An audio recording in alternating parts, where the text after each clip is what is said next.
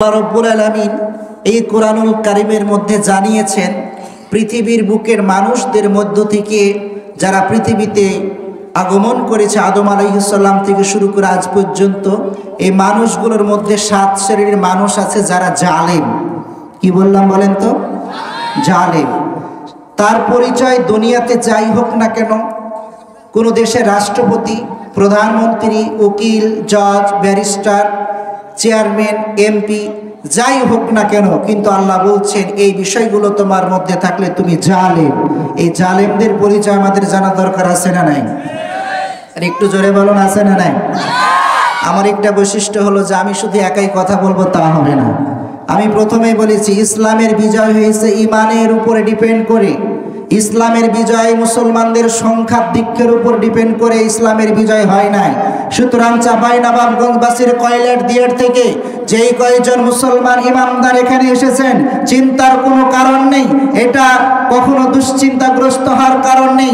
আমরা যে অল্প কয়জন আছি এ কয়জনে হয়তো আমাদের জন্য ভালো আলোচনা হবে না। ইসলামের বিজয় হয়েছে অল্প সংখ্যক মানুষের উপর দিয়ে, অতএব আমরা আজকে আলোচনা শুনবো ইনশাআল্লাহ।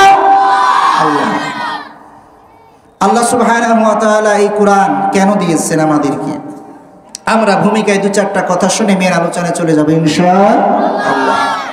আল্লাহ রাব্বুল আলামিন বলেন ওয়া নাযালনা আলাইকাল কিতাবা তিবয়ানাল লিকুল্লি শাই ওয়া হুদান ওয়া রাহমাতান ওয়া বুশরা লিল মুসলিমিন।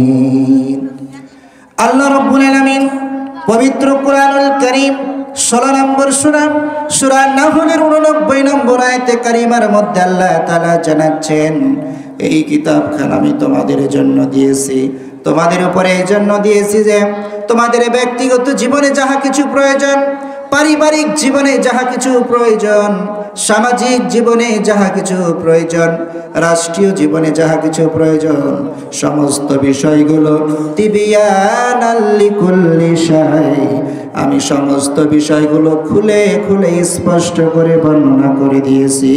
এটা মুসলমানদের জন্য রহমত হিসাবে দান করেছি। বলা যাবে কি সুবহানাল্লাহ?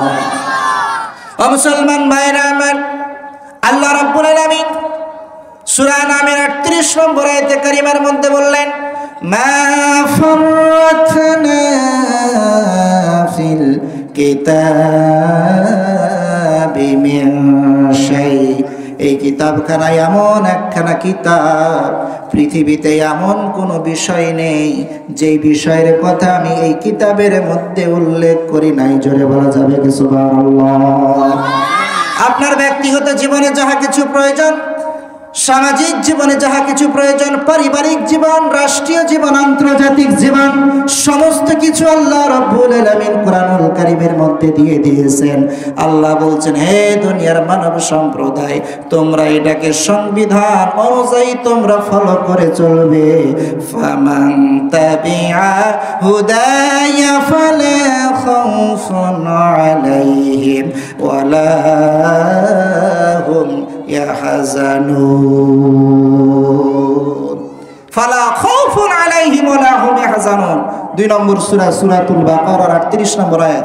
যারা এই কিতাবের তাবিয়া করবে, অনুসরণ করবে, মেনে চলবে, ফলো করবে, তাদের কোনো ভয় নেই, তাদের কোনো চিন্তার কারণ নেই।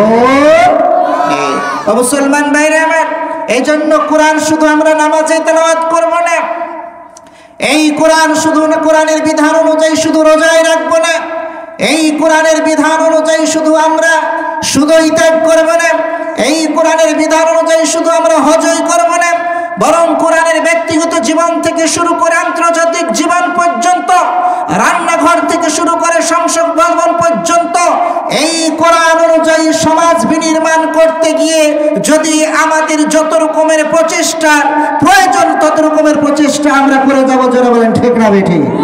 মুসলমান ভাইরা আমার, চাঁপাইনবাবগঞ্জের মাটি, আলেম ওলামার ঘাঁটি, চাঁপাইনবাবগঞ্জের মাটি, ইসলামের ঘাঁটি, ইসলামী আন্দোলনের ঘাঁটি, চাঁপাইনবাবগঞ্জের মাটি মুসলমানদের জন্য ঐক্যের একটা ঘাঁটি।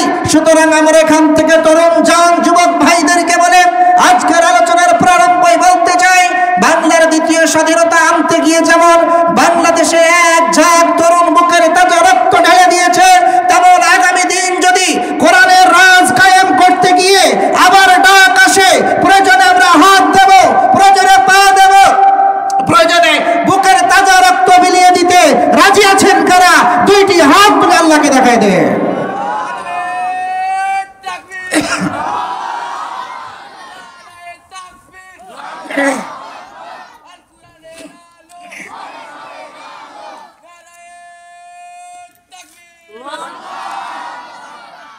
আল্লাহ আমাদের কবুল করুন, জোরে বলুন আমিন। আর একটু জোরে বলুন আমিন। রাগ করেছেন? কষ্ট হয়েছে? আজকে আমরা জালেমদের পরিচয় জেনে এখান থেকে উঠবো ইনশাআল্লাহ। তুমি পৃথিবীর যেই হও না কেন, এই জালেমের পরিচয় দিচ্ছেন কে? জোরে বলুন কে? চাঁপাইনবাবগঞ্জের মানুষ এত আস্তে যদি কথা বলি তাহলে তো মেনে নেওয়া যায় না। বলুন জালেমদের পরিচয় দিচ্ছেন কে? এই জালেমদের পরিচয় আমরা কোরআনের আলোকে জেনে যাব ইনশাআল্লাহ। কোরআন আপনাকে জানিয়েছেন, আল্লাহ বলেছেন। এরপরে যদি কেউ রাগ করে তাহলে বলবেন সেটা সেই শ্রেণীর অন্তর্ভুক্ত। কোন শ্রেণী? সেই শ্রেণী। সেই শ্রেণী কোন শ্রেণী? মানে সেও একটা জালেম। বুঝে আসছে? আল্লাহ আমাদের কবুল করুন সকল। আল্লাহুম্মা আমিন। একটু তাসবিহ পড়ি, সুবহানাল্লাহ।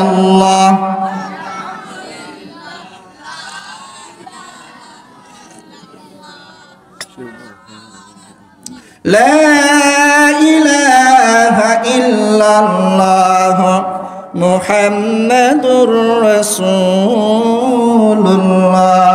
সাল্লাল্লাহু আলাইহি ওয়াসাল্লাম। প্রিয় উপস্থিতি, কয় শ্রেণীর মানুষ জানেন? আমি আলোচনা করি বিষয়ের বাইরে করি না, যাতে করে কিছু এখান থেকে শিখে যেতে পারেন, কিছু নিয়ে যেতে পারেন। আমরা এমনভাবে আলোচনা শেষ করব, শুনে উঠব, যাতে করে আমরা সেই জালেমদেরকে চিহ্নিত করতে পারি। কথা বলেন ঠিক কিনা? জালেমরা এক সময় এই দুনিয়াতে, বিশেষ করে আমাদের বাংলাদেশে অনেক জুলুম করেছে, আর নয়। কথা বলেন, আর নয়। সুতরাং জালেমদের পরিচয় আমরা এখান থেকে জেনে উঠবো ইনশাআল্লাহ। প্রিয় উপস্থিতি, যারা সচেতন শ্রোতা রয়েছেন, আমি আপনাদেরকে দৃষ্টি আকর্ষণ করছি, যারা তলেবে ইলম রয়েছে, ছোট বাচ্চা রয়েছে, তারা কথা বলছে ডানে বামে, আপনারা একটু তাদেরকে গুছিয়ে নিয়ে বসুন। তারা ছোট মানুষ, তারা ততটুকু বুঝে তাদের আসে নাই। সুতরাং আমরা পরিবেশটাকে ঠিক রাখবো ইনশাআল্লাহ। খুব বেশি কষ্ট দেব না, সংক্ষিপ্তভাবে কিছু কথা শুনে যাবে ইনশাআল্লাহ। ও মুসলমান ভাইরা আমার, আবার বলুন তো, মুখস্থ করে নিয়ে জানো আজ কয় শ্রেণীর মানুষ জালেম? জোর হয় নাই? আরো জোরে। 7 শ্রেণীর মানুষকে আল্লাহ রাব্বুল আলামিন জালেম হিসাবে ঘোষণা দিয়েছেন। 1 নম্বর শ্রেণী হলো যারা কাফের। যারা কাফের, যারা আল্লাহর বিধানকে অমান্য করে চলে, অস্বীকার করে চলে, সরাসরি আল্লাহর বিধানকে অস্বীকার করে, আল্লাহ রাব্বুল আলামিন তাদেরকে জালেম বলে দিয়েছেন। আল্লাহ রাব্বুল আলামিন পবিত্র কোরআনুল কারীম 2 নম্বর সূরা সূরাতুল বাকারা 254 নম্বর আয়াতে কারিমার মধ্যে আল্লাহ তাআলা এরকম ভাবে বলেছেন, ওয়াল কাফিরুনা হুমুল যালিমুন। দুইটি হাত উপর দিকে তুলে বলুন আল্লাহু আকবার। আর একটু জোরে বলুন আল্লাহু আকবার। আল্লাহ রাব্বুল আলামিন বলেন, পৃথিবীতে যারা কুফরি করে, যারা কাফের, তারা হলো জালেম। এই কাফের সম্প্রদায় 2 ভাবে আল্লাহর সাথে জুলুম করে। একদিক থেকে হচ্ছে আল্লাহর বিধান অস্বীকার করার মাধ্যমে, একমাত্র আল্লাহর বিধান বাস্তবায়ন করাই যথার্থ। আল্লাহর যেহেতু তার বিধান কায়েম করনেওয়ালা, আল্লাহ তাআলা যেহেতু তার বিধান অনুযায়ী মানুষ চলবে, এটাই পৃথিবীর নিয়মের জন্য আল্লাহ সৃষ্টি করেছেন। এটা অমান্য করার কারণে আল্লাহর সাথে জুলুম করে। আর দ্বিতীয়ত কাফেরি বেঈমানেরা মুসলমানদের উপর জুলুম নির্যাতনের স্টিম রোলার চালায়, ইসলামকে তাদের সহ্য হয় না। কথা বলেন ঠিক না? আল্লাহ রাব্বুল আলামিন বলেন, কাইফা তাকফুরুনা বিল্লাহি ওয়া কুনতুম আমওয়াতান ফাআহইয়াকুম সুম্মা ইউমীতুকুম সুম্মা ইউহয়িকুম সুম্মা ইলাইহি তুরজাউন। আল্লাহ রাব্বুল আলামিন বলেন, কিভাবে তোমরা সেই আল্লাহর সাথে কুফরি করতে পারো অথচ তোমরা ছিলে মৃত, তোমাদের কোনো নাম নিশানা ছিল না। বলুন তো, আমি আজ মেজাদুল হক নাসিম, আমার আজকে বয়স যদি 30 বছর হয়, 30 বছর পূর্তে একদিন পূর্বে আমাকে কেউ দুনিয়ার চিনত নাকি? বলুন, চিনত? আপনারা কি কথা বলতে কষ্ট হচ্ছে? আগেই বলেছি আমি একাই কথা কিন্তু বলবো না, যতক্ষণ আছি একসাথে কথা বলবো। একসাথে বলতে যখন প্রশ্ন উত্তর পর্ব হবে, ঠিক আছে? বলুন তো, বলুন তো, আমাদের বয়স যাদের 50 বছর, 50 বছর পড়তে একদিন পূর্বে মায়ের পেট থেকে আসার একদিন পূর্বে আমাদের কেউ চিনত? আল্লাহ রাব্বুল আলামিন বলছেন, কিভাবে তোমরা সেই আল্লাহর সাথে কুফরি করতে পারো যেখানে তোমরা ছিলে মৃত, তোমাদেরকে জীবন দেওয়া হলো, আর এই জীবন পেয়ে অনেকে মনে করো না জানি কি হয়ে গিয়েছে। এই দুনিয়া তো আমার হাতের মুঠোয়, ক্ষমতার দাপটে, চেয়ারের গরমে মানুষকে মানুষ মনে করে না। এইরকম বাংলাদেশে থাকলেও চাঁপাইনবাবগঞ্জে নাই। আল্লাহ রাব্বুল আলামিন বলছেন, কিভাবে তোমরা সেই আল্লাহ তাআলাকে অস্বীকার করতে পারো, আল্লাহর বিধানকে অস্বীকার করতে পারো। আবার তোমরা মনে করেছো মারা যাব না, না, কিন্তু তোমাদেরকে মারা যেতে হবে। আবার মনে করছো মারা গেলে হয়তো মাটির সাথে মিশে যাবে, জবাবদিহিতা নেই। না না না, বরং আল্লাহ রাব্বুল আলামিন বলছেন, সুম্মা ইলাইহি তুরজাউন, আল্লাহ তাআলার কাছে আমাদেরকে আবারও ফিরে যাওয়া লাগবে না? লাগবে না? জোরে বলুন, লাগবে কি লাগবে না? আল্লাহ রাব্বুল আলামিন বলছেন, হাল আতা আলাল ইনসানি হিনুম মিনাদ দাহরি লাম ইয়াকুম শাইয়াম মাযকুরা। মানুষের কি এমন একটি সময় ছিল না যে সময় তাদের উল্লেখযোগ্য কিছুই ছিল না? অনস্তিত্ব থেকে অস্তিত্বে জেনে নিয়ে এসেছেন তিনি কে? আর একটু জোরে বলুন, তিনি কে? এইরকম ভাবে কাফেররা আল্লাহর সাথে জুলুম করে। আর 2 নম্বর হচ্ছে, ইসলামকে তাদের পছন্দ হয় না, ইসলামকে তারা মেনে নিতে পারে না, মুসলমানদের উপরে জুলুম করে। কারণ তারা চায় ইসলাম আল্লাহর জমিনে আল্লাহর দ্বীন প্রতিষ্ঠা হোক, এটা কাফেরের গোষ্ঠীরা চায় না। কথা বলেন ঠিক কিনা? আল্লাহ রাব্বুল আলামিন বলেন, ইউরিদুনা লিউতফিউ নূরাল্লাহি বিআফওয়াহিহিম ওয়াল্লাহু মুতিম্মু নূরিহি ওয়ালাউ কারিহাল কাফিরুন। ওই সমস্ত কাফির বেঈমানেরা চায় তাদের মুখের ফুৎকার দিয়ে আল্লাহর জ্যোতি ইসলামকে নিভাইয়া দেবে, নির্বাপিত করে দেবে। আর আল্লাহ বলে দিলেন, আল্লাহ তাআলা তার ইসলামকে তার জমিনে টিকায়া রাখবেনই রাখবেন। কথা বলেন ঠিক কিনা? একটা কথা বলুন তো সবাই, আমার দিকে খেয়াল করুন। এই কয়লার দিয়ার এলাকার যত মানুষ আপনারা আছেন, সবাইকে ডাক দিয়ে নিয়ে এসে যদি এই সুইচে, এই লাইটের সুইচটা যদি আমার হাতে থাকে, আর আপনারা সবাই মিলে যদি এই লাইটটাকে নিভানোর জন্য মুখে ফুৎকার দেন, বলেন তো এই লাইটটাকে নিভাতে পারবেন? বুঝে থাকলে জোরে বলেন, পারবেন? কয়লার দিয়ার বাদ দিলাম, চাঁপাইনবাবগঞ্জ জেলার মধ্যে যত মানুষ আছে সবাইকে দাওয়াত দিয়ে ডাকলেন, সুইচ থাকবে আমার হাতে, লাইট নিভাবেন, মুখ দিয়ে পারবেন? আরে জোরে মুসলমানের মতো বলুন, পারবেন? তামাম বাংলাদেশের মানুষকে নিয়ে আসলেও মুখের ফুৎকার দিয়ে এই লাইটকে নিভানো যাবে? কারণ হলো সুইচ হলো আমার হাতে। মুসলমান ভাইরা আমার, ইসলামের সুইচ কার হাতে? জোরে বলুন, ইসলামের সুইচ কার হাতে?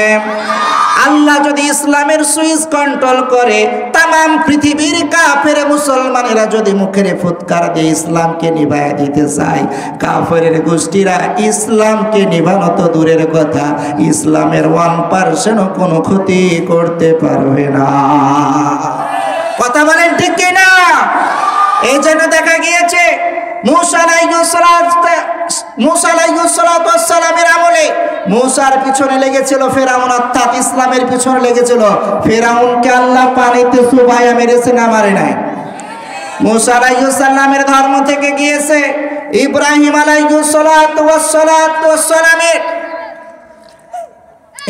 আলাইহিসসালামের সাথে লেগেছিল নমরুদ। নমরুদ কি দুনিয়াতে আছে? ন্যাংড়া মশা দিয়ে আল্লাহ নমরুদকে খতম করেছে। ইব্রাহিম আলাইহিস সালামের উত্তরসূরিরা আছে না নাই? জোরে বলুন আছে না নাই? আবু জাহেল লেগেছিল ইসলামের বিরুদ্ধে, আমার নবীর বিরুদ্ধে। আমার নবী কিয়ামত পর্যন্ত থাকবে প্রত্যেকটা মুমিনের হৃদয়ে হৃদয়ে, কিন্তু আবু জাহেলের নাম নিশানা আছে না নাই? নাম নিশানা কি আছে?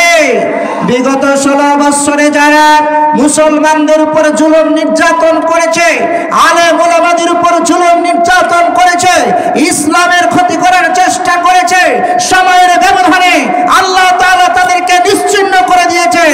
ইসলাম বাংলার জমিনে অতীতে ছিল, আজকে আছে, কিয়ামত পর্যন্ত থাকবে। ঠিক না বেটি? ইসলামের ন্যূনতম কেউ ক্ষতি করতে পারবে?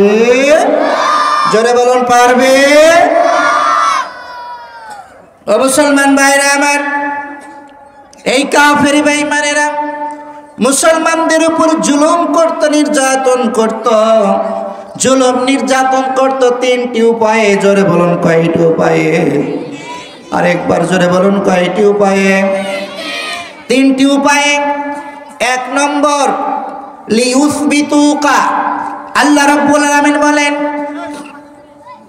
وَإِذْ يَمْكُرُ بِكَ الَّذِينَ كَفَرُوا لِيُثْبِتُوكَ أَوْ يَقْتُلُوكَ أَوْ يُخْرِجُوكَ وَيَمْكُرُونَ وَيَمْكُرُ اللَّهُ وَاللَّهُ خَيْرُ الْمَاكِرِينَ।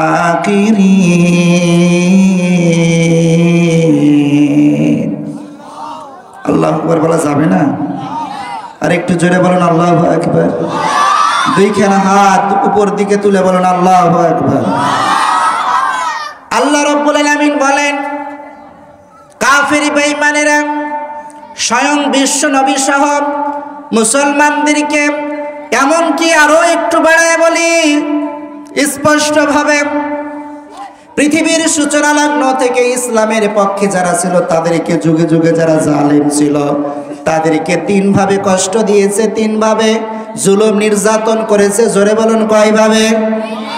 1 নম্বর লিউসবিতুকা, তাদেরকে জেলখানায় আবদ্ধ করে দিতে হবে। স্বয়ং বিশ্বনবী সাল্লাল্লাহু আলাইহি ওয়াসাল্লামকে মক্কার কাফের বেঈমানেরা 3 থেকে 3.5 বছর জেলখানায় আবদ্ধ করে রেখেছিলেন। সাহাবায়ে কেরাম সহ এইরকম ভাবে ইমাম গাজ্জালি, ইমাম আবু হানিফা থেকে শুরু করে প্রত্যেকটা যুগ শ্রেষ্ঠ ইমামরা পর্যন্ত জেলখানায় আবদ্ধ থাকতে হয়েছে। বাংলার জমিনে যারা দিন প্রতিষ্ঠার কথা বলছে, যারা আল্লাহর আইনের কথা বলছে, যারা কোরআন প্রতিষ্ঠার কথা বলছে, যারা ইসলাম প্রতিষ্ঠার কথা বলছে, তারাও বাংলার জমিনে জেলখানা থেকে কেউ রক্ষা পায় নাই। কথা বলেন ঠিক না? একজন ছোট্ট ছাত্র থেকে শুরু করে 9-10 ক্লাসের ছাত্র, ইন্টারমিডিয়েট ক্লাসের ছাত্র, অপরাধ হলো টাকনুর নিচে কাপড় পরে, অপরাধ হলো 5 ওয়াক্ত সালাত আদায় করে, অপরাধ হলো টুপি পরে, অপরাধ হলো দাড়ি রেখেছে। এই অপরাধের কারণে, আর অপরাধ হচ্ছে দিন প্রতিষ্ঠার কথা বলে, এই অপরাধের কারণে এই 56,000 সোনার বাংলা, 56,000 বর্গ মাইলের সোনার বাংলাদেশে তাকে জঙ্গির তকমা লাগায়া, ট্যাগ লাগায়া জেলখানা পর্যন্ত আবদ্ধ করে রেখেছে। কথা বলে ঠিক কিনা? আলেম ওলামার কথা তো বাদই দিলাম, আর কিভাবে বাদ দেব? বাংলার জমিনে যারা আল্লাহর দ্বীনের কথা বলছে, আল্লাহর আইনের কথা বলছে, কোরআন প্রতিষ্ঠার কথা বলছে, এমনকি তাফসীর মাহফিলে হক কথাগুলো বলেছে, তাদেরকেও ধরে ধরে জেলখানায় আবদ্ধ করা হয়েছিল না হয় নাই? জোরে বলেন হয়েছিল না হয় নাই? তাহলে অতীতে যারা ছিল আর বর্তমান পর্যন্ত 3 ভাবে জুলুম হয়। 1 নম্বর জেলখানা, 2 নম্বর হলো আউ ইয়াকতুলুকা, তাদেরকে হত্যা করা হবে। বাংলার জমিনে যারা ইসলামের কথা বলেছে, ক্রমান্বয়ে দেখছে এদেরকে যে ঠেকানো যাবে না, জেলখানায় ভরি একজনকে নেতৃত্ব দেয় আর একজন, জেলখানায় ভরি 2 জন নেতৃত্ব দেয় 4 জন। সুতরাং এদেরকে কি করা লাগবে?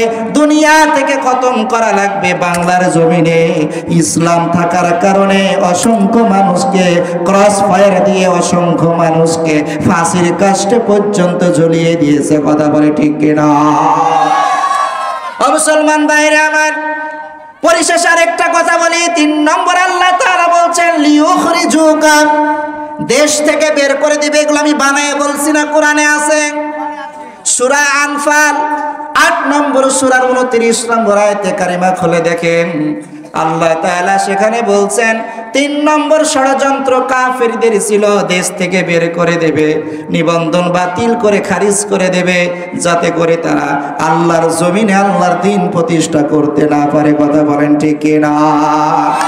কোরআনের কথা বলার কারণে অসংখ্য মানুষ, কোরআনের পক্ষে মানুষকে আহ্বান করার কারণে অসংখ্য মানুষ নিজের বাড়িতে ঘুমাতে পারে না, এরকম আছে না নাই? অসংখ্য মানুষ পরিবারের সাথে সময় কাটাতে পারে নাই, এমনকি দেশে পর্যন্ত থাকতে পারে না, এরকম মানুষ আসিল না। ওই মুসলমান ভাইরা আমার, পুনরায় আরেকটি কথা বলি। এই 3টি ষড়যন্ত্র যুগ যুগ ধরে করেছে, তারপরেও মুহাম্মদ সাল্লাল্লাহু আলাইহি সাল্লামকে হত্যার চক্রান্ত করেছে দারুন নওদার বৈঠকে। দারুন নওদা ছিল তৎকালীন সময়ের সংসদ ভবন। সংসদ ভবন তো একটা দেশীয় মিটিং, যেখানে পার্লামেন্টের নাম, আমেরিকার পার্লামেন্টের নাম কি? White house. এইরকম এক একটা দেশের পার্লামেন্টের এক একটা নাম রয়েছে। তৎকালীন সময়ের আবু জাহেলের পার্লামেন্টের নাম ছিল দারুন নাদওয়া। এখানে 14 দলের দলীয় প্রধান সিদ্ধান্ত নিল রাসূল সাল্লাল্লাহু আলাইহি সাল্লামকে দুনিয়া থেকে বিদায় করে দিতে হবে। 3 বছর জেলখানায় রাখলো, কাজ হলো না। দুনিয়া থেকে বিদায় করে দিতে হবে, চেষ্টা করলো, পারলো না। সেই ইতিহাস আপনারা জানেন, আমি সেদিকে যাব না। শেষ পর্যন্ত দেশ থেকে সাময়িক সময়ের জন্য আল্লাহ বললেন যাও, দেশ থেকে বের করে দিল। কিন্তু পুনরায় আল্লাহ তাআলা রাসূল সাল্লাল্লাহু আলাইহি সাল্লাম বীরের বেশে মক্কা বিজয় করে মক্কায় পদার্পণ করেছিল। কথা বলেন ঠিক কিনা? এই বাংলার জমিনে ইসলামের বিপক্ষে যারা ছিল, ইসলাম পন্থীদেরকে তারা ধরে ধরে তারা জুলুম করে, নির্যাতন করে, জেলখানায় বদ্ধ করেছে, ইসলামকে দবাতে পারে নাই। এমনকি ধরে ধরে জেলখানা বদ্ধ করে যখন হয় নাই, অসংখ্য মানুষকে হত্যা করেছে, দবাইতে পারে নাই। এমন অসংখ্য মানুষকে দেশ থেকে বের করে দিয়েছে। সর্বশেষ বলতে হয় আল্লামা ডক্টর মিজানুর রহমান আজহারি সাহেবকে এই বাংলার জালিমরা ইসলামের কথা বলার কারণে দেশ থেকে বের করে দিয়েছিল। যেমনি ভাবে আল্লাহর রাসূল মক্কা বিজয়ের মাধ্যমে বীরের বেশে মক্কায় ঢুকেছিল, আমাদের আজহারি বীরের বেশে বাংলাদেশে এসে তাফসীর করছে। কারণ বাবার ক্ষমতা থাকলে টেকা। সুতরাং জুলুম সারা জীবন থাকে। যদি বলেন জুলুম সারা জীবন থাকে, জালেমরা কখনো স্থায়িত্ব হয় না। কয় শ্রেণীর মানুষ জালেম? ক্লান্ত হয়ে গেছেন? বলুন, কয় শ্রেণীর মানুষ জালেম? 7 শ্রেণীর মানুষ জালেম। তার মধ্যে আমরা জেনেছি 1 নম্বর যারা কাফের। যারা কি? যারা কাফের তারা জালেম, সংক্ষিপ্তভাবে আমরা জানলাম। পরবর্তীতে হচ্ছে যারা মুনাফিক। যারা মুনাফিক তারা জালেম। মুনাফিকদেরকে চেনেন আপনারা? জি, এর সাথে আরো কিছু আছে, আমি সংক্ষিপ্ত কিছু বলবো। জি, আমি দলিলটা দিয়ে দেই। মুনাফিকরা যে জালেম, আল্লাহ রাব্বুল আলামিন বলেন আফি কুলুবিহিম মারাদুন আম ইরতাবু আম ইয়াখাফু আন ইয়াহিফাল্লাহু আলাইহিম ওয়া রাসূলুহু বাল উলাইকা হুমুল যালিমুন। আল্লাহ রাব্বুল আলামিন মুনাফিকদেরকে লক্ষ্য করে করে বলছেন তাদের মনে কি সংশয় হয়, তাদের মনে কি ভয় হয় যে আল্লাহ তাআলা তাদের উপর জুলুম করবে বা রাসূল তাদের উপর জুলুম করবে? কিন্তু না, বরং বাল উলাইকা হুমুজ জালিমুন, বরং তো এই মুনাফিকরাই হলো জালেম। বলছেন কে? সবাই বলছেন জোরে বলুন, মুনাফিকরা জালেম বলছেন কে? আল্লাহর নাম নিলে গুনাহ হয়, রাগ হয়? জোরে বলুন তো, মুনাফিকরা জালেম বলছেন কে? যারা বলবেন না বুঝবো আপনার গায়ে মনে হয় লাগা শুরু হয়েছে, আপনি সেই দলের। বলুন যারা মুনাফিক তারা জালেম কে বলছেন? ও মুসলমান ভাইরা আমার, মুনাফিক কোথায় পাবেন? কোন দেশে মুনাফিক বসবাস করে বলেন আমাকে। আমি বলবো আমি খ্রিস্টানদের সাথে দেখা করতে চাই। সবচেয়ে খ্রিস্টান অ্যাভেলেবল কোথায় পাবো? আমাকে একটু দেখা করিয়ে দেন। আপনারা বলবেন হুজুর পৃথিবীতে যত দেশ আছে তার মধ্যে ভ্যাটিকান সিটি নামে একটা দেশ আছে, ওই দেশের মধ্যে আপনি চলে যান, 100% খ্রিস্টান বসবাস করে। এছাড়াও টঙ্কা, রোমানিয়া এই সমস্ত দেশগুলোতে 90% ঊর্ধ্বে খ্রিস্টান বসবাস করে। আপনি সেখানে অ্যাভেলেবল দেখা পাবেন। ভালো কথা, সেখানে আমি খ্রিস্টানের সাক্ষাৎ পাবো। আচ্ছা ভাই নবাবগঞ্জবাসী বলুন তো, আমি যদি বলি বৌদ্ধদের সাথে দেখা করব, কোথায় যাব, কোন জায়গায় যাব, কোন দেশে বৌদ্ধদেরকে পাবো? আপনারা বলবেন হুজুর আপনি যদি বৌদ্ধদের সাথে দেখা করতে চান কম্বোডিয়া, থাইল্যান্ড, মিয়ানমার এই সমস্ত দেশগুলোতে চলে যান, সেখানে 90% ঊর্ধ্বে বৌদ্ধরা বসবাস করে। ভালো কথা, চাঁপাইনবাবগঞ্জবাসী বলুন তো, আমি হিন্দুদের সাথে দেখা করব, কেবল হিন্দুদের সাথে কথা বলবো, কোথায় আমি তাদেরকে পাবো? আপনারা বলবেন আমাদের বাড়ির পাশে একটা দেশ আছে তার নাম ভারত, হিন্দুস্তান, সেখানে চলে যান, হিন্দুরা অ্যাভেলেবল বসবাস করে, সেখানে আপনি পাবেন। ও মুসলমান ভাইরা আমার, আমি যদি বলি মুসলমানদের সাথে দেখা করবেন, মুসলমানদেরকে কোথায় পাবো? বলবেন পাকিস্তান, বাংলাদেশ, ভারত, ইন্দোনেশিয়া এই সমস্ত দেশগুলোতে মুসলমান বেশি বসবাস করে। এর পরের প্রশ্নটা আপনাদের কাছে আমার, আমি মুনাফিকদের সাথে সাক্ষাৎ করতে চাই, মুনাফিকদের সাথে দেখা করতে চাই, মুনাফিকদের সাথে কথা বলতে চাই। এই সম্প্রদায় কোথায় বসবাস করে, তাদের দেশ কোথায়, বাড়ি কোথায়, বংশ কোথায়? আমাকে একটু তথ্যটা দিন, দয়া করে আমাকে তথ্য দিন। আমি মুনাফিকদের সাথে বসবাস, আমি তাদের সাথে সাক্ষাৎ করতে চাই। বলুন তো মুনাফিক বসবাস করে কোথায়? ইন্দোনেশিয়া তথ্য দিলেন, খ্রিস্টানদের তথ্য দিলেন, ভারত মুসলমানদের তথ্য দিলেন, খ্রিস্টান বৌদ্ধদের তথ্য দিলেন, এক একটা জাতির কথা বললাম, তথ্য দিলেন। মুনাফিকরা কোথায় বসবাস করে, কোন দেশে কোথায় বসবাস করে মুসলমান? এই প্রশ্নের উত্তর আপনারা দিতে পারেন নাই, আল্লাহ আমাকে প্রশ্নের উত্তর দিয়েছে, আপনারা শুনে নিয়ে 2 নম্বর সূরার 8 নম্বর আয়াতে কারিমায় আল্লাহ তাআলা বলছেন, আল্লাহ রাব্বুল আলামিন বলেন, ওয়া মিনান নাসি মান ইয়াকুলু আমান্না বিল্লাহি ওয়া বিল ইয়াউমিল আখির ওয়া মা হুম বিমুমিনিন। মানুষের মধ্য থেকে এমন কিছু মানুষ আছে যারা ইমানদার সাজে, দেখবেন সুন্দর সুন্দর কোটি পরে, সুন্দর সুন্দর পাঞ্জাবি পরে, আবার মাঝে মাঝে কেউ কেউ পট্টিও বাঁধে, ঠিক না বেঠিক? তারা বলে আমরা কি ইমানদার না, আমরা কি কোরআন পড়ি না, আমরা কি হজ উমরা করি না? আল্লাহ বলছেন বান্দারে চিনে রাখ, চিনে রাখ, চিনে রাখ। ওয়া মা হুম বিমুমিনিন, তারা শুধু মুমিনের অভিনয় করে, তারা মুমিন নয় বরং মুনাফিক। ছাগল তো চিনেন না? ছাগল চিনেন না?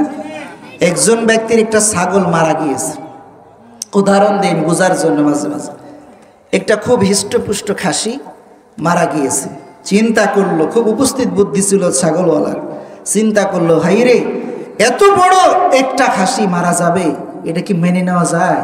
সম্পূর্ণ লস হয়ে যাবে। খুব বুদ্ধি করে এই মৃত খাসিটার শরীর থেকে চামড়াটা আলাদা করে নিল, বাকি খাসিটাকে দাফন করলো, চামড়াটা সুন্দর মতো রোদ্রে শুকিয়ে লবণ দিয়ে রেখে দিল। কিছুদিন পর বাড়িতে ছিল একটা নাদুস নদুস পোষা কুকুর। এই কুকুরের গায়ে মৃত ছাগল তথা খাসির এই চামড়াটা সুন্দর করে শরীরে ফিটিং করে দিয়েছে। ফিটিং করে দিয়ে চিন্তা করলো তাহলে কিভাবে এটার ফায়দা নেওয়া যেতে পারে। এই ছাগলের মালিক সুন্দর করে ফিটিং করে দিয়ে কুত্তার গায়ে ছাগলের লেবাস লাগিয়ে, ছাগলের পোশাক পরিয়ে, ছাগলের চামড়া আবৃত করে এবার পশুর হাটে উঠিয়েছে ছাগল হিসাবে বিক্রি করার জন্য। বিক্রি করার জন্য উঠিয়েছে। একজন ক্রেতা আসছে, ভাই এ খাসি বিক্রি করবেন? বলছে হ্যাঁ বিক্রি করার জন্য তো আসছি। কত নেবেন? 20,000। 15,000 রাখেন। ঠিক আছে আপনি এটা রাখেন, আমি খুব জরুরি কাজের জন্য আমি ছাগলটা বিক্রি করছি, নচেত তো আমি ছাগল বিক্রি করতাম না। এইরকম হৃষ্টপুষ্ট ছাগল ধরেন আমি কি বিক্রি করে, যেহেতু 15,000 দিবেন দেন, আমার খুব জরুরত রয়েছে। দ্রুত ছাগলটা দিয়া, মানে কি কুকুরটা দিয়া সুন্দর মতো সেখান থেকে সরে পড়ছে। এই ক্রেতা ছাগল নিয়ে অর্থাৎ এই কুকুর নিয়ে রাস্তায় যেতে যেতে রাস্তার পাশে মাঝে মাঝে কিছু দেখবেন 2-4টা কুকুর একসাথে থাকে না? বাকি কি থাকে না? 2-4টি কুকুর একসাথে থেকে একে অপরে কথা বলতেছে, ঘেউ ঘেউ ঘেউ কথা বলতেছে। এখন এই যে নতুন ছাগল কিনে নিয়ে যাচ্ছে, এই ছাগল আলার রশিতে যে বাধা আছে ছাগল, এই ছাগল ওই কুকুরদের কথার জবাব দিছে ঘেউ। এই মালিক চিন্তা করে ব্যাপার কি, ছাগল আওয়াজ করবে ভেয়া, কিন্তু ভেউ করে কেন? মিনিং তো বুঝলাম না। খুব চিন্তায় পড়ে গেলেন। খেয়াল করতে করতে বাড়িতে গেলেন। বাড়িতে গিয়ে ভালো মতো খেয়াল করে দেখলেন আসলে তো কপাল ফোড়া, এটা তো আসলে ছাগল না, উপরে ছিল ছাগলের লেবাস আর নিতে ছিল কুত্তা। ও মুসলমান ভাইরা আমার, উদাহরণটা হাসির খোরাক দেয় নাই। প্রিয় চাঁপাইনবাবগঞ্জবাসী, সমাজের মধ্যে এমন কিছু মানুষ আছে দেখবেন যারা মুসলমানদের ইমোশনাল নিয়ে খেলা করে, যারা মুসলমানদেরকে বিভিন্নভাবে তারা মুসলমানদেরকে ব্ল্যাকমেল করে, মুসলমানদের সামনে ইমানদার সাজে। লেবাস পোশাক তাদের টুপি থাকতে পারে, লেবাস পোশাক দাড়ি থাকতে পারে, লেবাস পোশাক তাদের জুব্বা থাকতে পারে, লেবাস পোশাক কোটি থাকতে পারে, লেবাস পোশাক মাথায় পট্টি থাকতে পারে, অনেক কিছু থাকতে পারে। তারা আল্লাহর ওলি সাজতে চায়। আল্লাহ বুঝাচ্ছেন তাদেরকে বিশ্বাস করে না। তারা হলো উপরে তাদের ওই যে ছাগলের আবৃত করা চামড়া, আর ভিতরে হচ্ছে চরিত্রটা কুত্তার চরিত্র। তারা সুযোগ পেলে কুত্তা যেমন কামড় দিয়ে জীবনটা শেষ করে দেয়, এই মুনাফিকের গোষ্ঠী ইমানদারদেরকে সুযোগ পেলে সামনের দিয়ে কোলাকুলি করে কাঁধে কাঁধ মিলায়, পিছন দিয়ে পিঠে ছুরির আঘাত করে জীবনটা শেষ করে দেয়। সবচেয়ে ইসলামের ক্ষতি করেছে মুনাফিক সম্প্রদায়। আল্লাহ বলছে তারা জালিম। তারা কি? জোরে বলুন, তারা কি? একটা ছোট্ট করে ঘটনা বললে কষ্ট পাবেন? ছোট্ট করে ঘটনা বললে কষ্ট পাবেন? মুসলমান ভাইরা আমার, বিশাল ঘটনা ছোট্ট করে 5 মিনিটের মধ্যে বলবো, শিক্ষাটা শুধু টেনে নিয়ে আসার জন্য। এই মুনাফিক জালেমেরা কত বড় জালেম, এদের নমুনা কি রকম হতে পারে সেটা তুলে ধরার জন্য আপনাকে 5 মিনিট নিয়ে আসতেছি। আম্মা জান আয়েশা সিদ্দিকা রাদিয়াল্লাহু তাআলা আনহা যখন বিশ্বনবী সাল্লাল্লাহু আলাইহি ওয়াসাল্লাম বিভিন্ন জিহাদের ময়দানে যেতেন, যখন জিহাদের ময়দানে যেতেন এক একজন স্ত্রীকে এক একবার নিয়ে যেতেন সফর সঙ্গী হিসাবে। বনি মুস্তালিকের যুদ্ধে যখন যান তিনি আম্মা জান আয়েশা সিদ্দিকা রাদিয়াল্লাহু তাআলা আনহাকে নিয়ে গেছিলেন। আপনারা জানেন ইফকের ঘটনা বলা হয়, ঐতিহাসিকভাবে সংক্ষিপ্তভাবে আপনাদের স্মরণ করায় দিচ্ছি। ও মুসলমান ভাইরা আমার, আম্মা জান আয়েশা সিদ্দিকা রাদিয়াল্লাহু তাআলা আনহাকে নিয়ে ফিরে আসছেন। বনি মুস্তালিকের যুদ্ধ থেকে ফিরে চলে আসছেন, যুদ্ধ শেষ হয়ে গিয়েছে, আসার পথে প্রতিমধ্যে অবস্থান করেছেন, যার যতটুকু প্রাকৃতিক কাজ আছে সেরে ফেলবে, কেউ বা একটু বিশ্রাম করবে, এই জন্য কাফেলা তারা সেখানে অবস্থান করেছে। আম্মা জান আয়েশা সিদ্দিকা রাদিয়াল্লাহু তাআলা আনহাকে উটের উপরে একটা কাঠের বক্সের মতো, এটাকে হাউদা বলা হয়, হাউদার মধ্য করে নিয়ে যেতেন।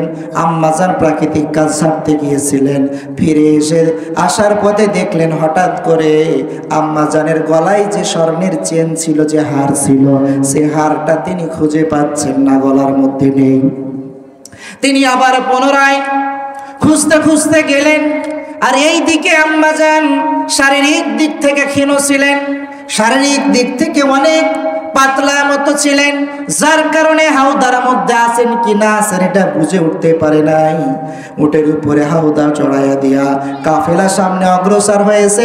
আম্মা জান আয়েশা সিদ্দিকা রাদিয়াল্লাহু তাআলা আনহা সেখানে থেকে গেলেন, ফিরে এসে হার খুঁজে এসে দেখছেন এখানে তো কেউ নেই, সবাই চলে গিয়েছে।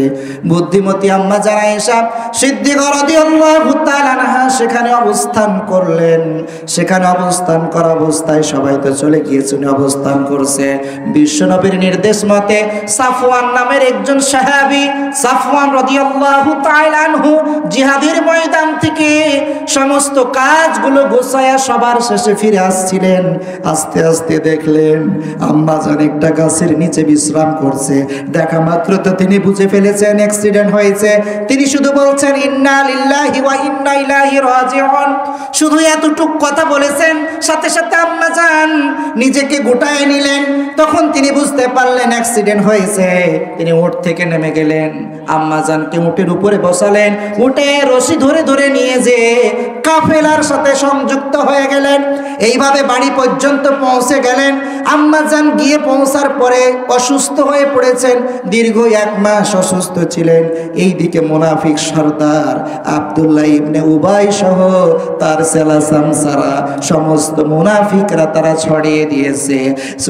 আম্মা জান আয়েশা সিদ্দিকা রাদিয়াল্লাহু তাআলা আনহু নবীজির কনিষ্ঠ স্ত্রীর সাথে সাহাবী সাফওয়ানের অবৈধ প্রেম রয়েছে, বলেন নাউজুবিল্লাহ। আর একটু জোরে কি বলবেন না নাউজুবিল্লাহ? ও মুসলমান ভাইরা আমার, এদিকে আম্মা জান কিছুই জানেন না, হঠাৎ জানতে পারলেন উম্মে মিস্তার মাধ্যমে। সেদিকে যাচ্ছি না, সংক্ষিপ্ত করছি।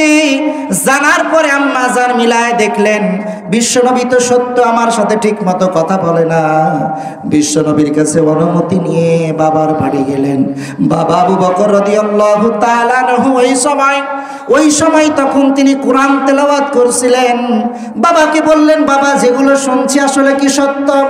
আবু বকর রাদিয়াল্লাহু তাআলা আনহু বললেন, মা তুমি কেন এসেছো নবীজির ঘর ছেড়ে? তুমি ধৈর্য ধরো, আল্লাহ সব ঠিক করে দেবেন, তুমি নবীজির ঘরে ফিরে যাও। আম্মা জান কান্নায় ভেঙে পড়লেন। কান্না করতে করতে নবীজির ঘরে ফিরে আসলেন। হঠাৎ করে 2-1 দিন পরে আবু বকর এবং তার স্ত্রী অর্থাৎ আম্মা জানের বাবা মা তার বাড়ির মধ্যে বিশ্বনবী বসা রয়েছেন। বিশ্বনবী পর্যন্ত আজকে বলে বসেছেন, আয়েশা তুমি যদি ভুল করো আল্লাহর কাছে তওবা করো, ভুল যদি না হয়ে থাকে খোলসা করে আমাকে বলো। এই কথাটা বলাতে আম্মা জান আয়েশা অনেক কষ্ট পেয়েছেন। তার মানে নবীজিও আমাকে কি অবিশ্বাস করেছে। বাবাকে বললেন, বাবা এর উত্তর কি আমাকে দেওয়া লাগবে? আবু বকর কান্না করে কিছু বলে না, আবু বকরের স্ত্রী কান্না করে কিছু বলে না। এমন একটি পরিস্থিতি, তিনি শুধু বললেন ফাসবুরুন জামিল, আমি ধৈর্য ধারণ করলাম সেই রকম ভাবে। ওয়াল্লাহুল মুস্তাআন আলা মা তাসিফুন। ইয়াকুব আলাইহিস সালাতু ওয়াস সালাম যেমনি ভাবে ইউসুফ আলাইহিস সালামকে হারিয়ে ধৈর্য ধরেছিলেন, ওই রকম আমি ধৈর্য ধরলাম, আমি কাউকে কিছু বলবো না। আল্লাহর আরশ পর্যন্ত প্রকম্পিত হয়ে গেল। আল্লাহ তাআলা জিব্রাইলকে বললেন, জিব্রাইল আর দেরি করো না, আর দেরি করো না। আম্মা জান আয়েশার কথা উল্লেখ করে বললেন, অনেক হয়েছে, আর দেরি করো না। তার চরিত্রের উপরে কলঙ্কের কালিমা লেপন হয়ে যাচ্ছে, আর দেরি করো না। সূরা নূরের 10টি আয়াত আল্লাহ নাজিল করে দিলেন। 10টি আয়াত দিয়ে আম্মা জানের পবিত্র চরিত্রের পক্ষে আল্লাহ তাআলা সাক্ষী হিসাবে আয়াত নাজিল করলেন। সাথে সাথে মুনাফিকদের গোমর ফাঁস করে দিলেন, মুনাফিকদের শাস্তি বর্ণনা করলেন। প্রিয় চাঁপাইনবাবগঞ্জবাসী, এটা আমি কেন বললাম, এই ঘটনা কেন নিয়ে আসলাম? নিয়ে আসার কারণ হলো এই সেই মুনাফিক সম্প্রদায়, জালেম যারা, তারা এমন এক সম্প্রদায় স্বয়ং বিশ্বনবী সাল্লাল্লাহু আলাইহি ওয়াসাল্লামের স্ত্রীর চরিত্রের উপরে তারা আঙ্গুল তুলতে দ্বিধাবোধ করে না। কথা বলেন ঠিক কিনা? তারা বিশ্বনবী সাল্লাল্লাহু আলাইহি ওয়াসাল্লামের স্ত্রী আম্মা জান আয়েশার চরিত্রে কালেমা লেপন করার ক্ষেত্রে একবার ভেবে দেখে নাই। ও চাঁপাইনবাবগঞ্জবাসী, বাংলার মুনাফিকরা বাংলার কোরআনের পাখিকে দর্শক বানাতে তাদের 1 মিনিটের সময় লাগবে না, এটাই স্বাভাবিক। যারা স্বয়ং নবীজির স্ত্রীকে চরিত্রের মধ্যে তারা প্রশ্নবিদ্ধ করতে পারে, তারা বিশ্বনবী সাল্লাল্লাহু আলাইহি সাল্লামের নবীজির স্ত্রীর চরিত্র যদি প্রশ্নবিদ্ধ করতে পারে, বাংলার জমিনে কি মুনাফিক নেই? কথা বলেন, আছে না নাই? অতীতে ছিল, এখন কি নাই মনে করছেন? এখন কি নাই মনে করছেন?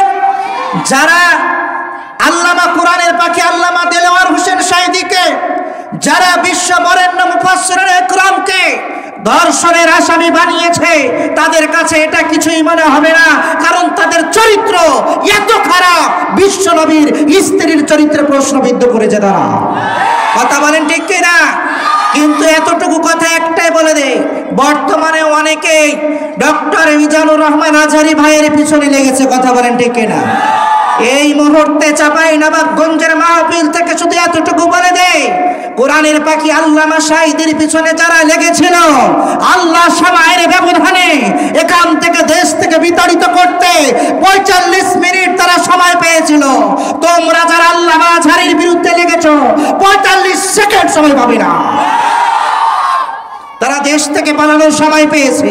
তোমরা যারা আল্লামা আজহারির পিছনে লেগেছো, তার মানে কোরআনের পিছনে যারা লেগেছো, কোরআনের পাখিদের পিছনে যারা লেগেছো, মনে রেখো আল্লাহ ধরে না, ধরলে পরে ছাড়ে না।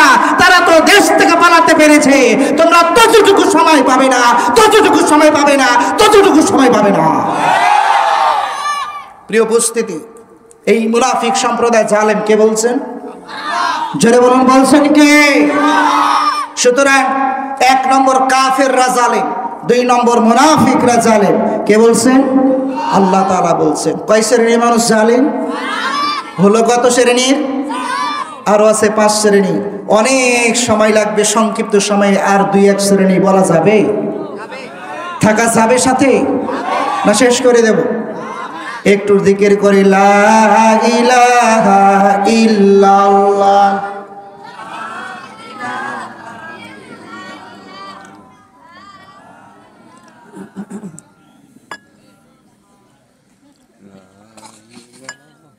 এখানেই যদি ইমানের জজবা শেষ হয়ে যায় চাঁপাইনবাবগঞ্জবাসী, তাহলে জিহাদের ময়দানে নেতৃত্ব দেবেন কিভাবে? লা ইলাহা ইল্লাল্লাহু মুহাম্মাদুর রাসূলুল্লাহ সাল্লাল্লাহু আলাইহি ওয়াসাল্লাম। মুসলমান ভাইরা আমার, আল্লাহ রাব্বুল আলামিন বললেন, পৃথিবীর বুকে কুরআনুল কারীমের মধ্যে জানায়া দিলেন 7 শ্রেণীর মানুষ হলো জালেম। এরা পৃথিবীতে যাই এদের পরিচয় থাকুক না কেন, বরং তারা জালেম। কে বলছেন? আর একটু জোরে বলুন, কে বলছেন? 3 নম্বরে আল্লাহ রাব্বুল আলামিন বলেন, যারা সীমা লঙ্ঘন করবে, যারা সীমানার বাইরে চলে যাবে, আল্লাহর বিধানের বাইরে চলে যাবে, তারা জালেম। কে বলছেন? দলিল হলো আল্লাহ রাব্বুল আলামিন বলেন, ওয়া মান ইয়াতাআদ্দা হুদুদাল্লাহ ফাউলাইকা হুমুয যালিমুন।